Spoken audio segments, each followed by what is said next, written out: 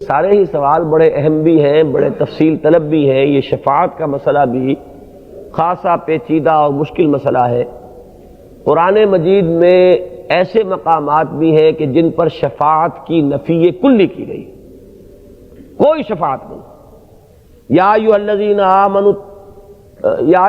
آمنوا انفقوا فی سبیل اللہ، کیا ہے وہ الفاظ جو سورہ آیت مما رزقناکم من قبل ان یاتی یوم لا بیع فیہ ولا خلۃ ولا شفاعہ، یہ آیت جو ہے آیت الکرسی سے بالکل متصل ہے، کوئی شفاعت نہیں۔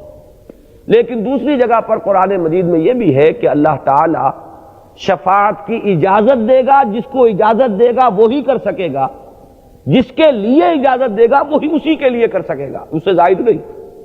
تو اس درجے میں جو بھی شفاعت کا قائل ہو وہ شفاعت کا تصور غلط نہیں ہوگا۔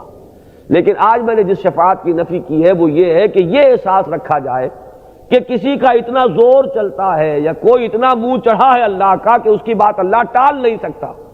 ہمارے ہاں جہلاء میں جو ہے یہ تصور ذہن میں یہ پکا ہوا ہے حضور کی شفاعت کے بارے میں کہ خدا جنوں پکڑے چھڑا لے محمد نے پکڑے چھڑا کوئی نہیں سکتا۔ اب یہ ہے وہ تصور کہ اس کے بعد جو ہے بات اللہ تعالیٰ کی بات نیچے رہ جاتی ہے، حضور کی بات اوپر آ جاتی ہے، اور یہی سارا فساد کی جڑ ہے اصل میں تصور۔ البتہ جہاں ہم نفی کر رہے ہیں اس کا مفہوم معین کرنا ہوگا، چونکہ شفاعت اس اعتبار سے کہ کوئی اپنی آزاد مرضی سے کر ہی نہیں سکتا، اور جس کے لیے چاہے نہیں کر سکتا۔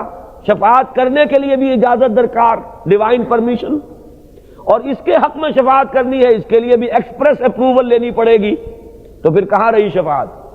یعنی اس معنی میں یہ کہہ سکتے ہیں کہ جو تمہارے ذہنوں میں تصور ہے شفاعت کا، اس معنی میں تو ہے ہی نہیں شفاعت، کہ من قبل ان یاتی یوم لا بیع فیہ ولا خلۃ ولا شفاعہ۔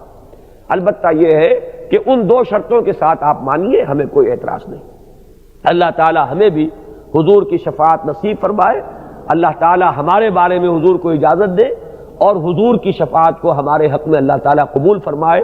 اس کے لیے تو ہر مسلمان کو دعا کرنی چاہیے، لیکن یہ کہ ذہن میں رکھنا چاہیے وہ فرق و تفاوت کہ الرب رب وان تنزل والعبد عبد وان ترقى، بندہ کتنا ہی بلند ہو جائے بہرحال بندہ رہے گا، رب نہیں بنے گا، اور رب چاہے کتنا ہی نزول اختیار فرما لے، نزول اجلال ہم اسے کہتے ہیں، وہ رب ہی رہے گا، بندہ نہیں ہو جائے گا۔